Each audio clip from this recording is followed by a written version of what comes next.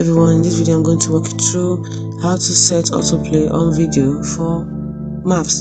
Now normally when you tap on maps, you definitely see some places that have videos of the places, but it doesn't play instantly. So what you do is to make it play instantly. First, you have a preview of those places, the videos of those places. What you do is tap on your profile icon in the top right corner, tap on settings, then you go to video settings over here, tap on it and turn on autoplay, so you can have video preview start playing automatically. So now if you choose up location and it has a video, for example, let's look at this location. We have pictures, you can see overview, reviews, photos and updates. We have pictures. I don't think we have a video of this one. Okay, we have a video, and this is a video here. Once you tap on it,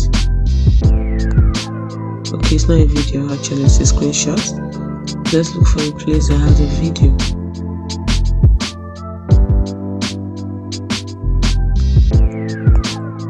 So this one has a video, it seems.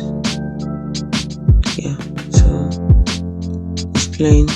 Its voice is off. I want it on. I tap on this.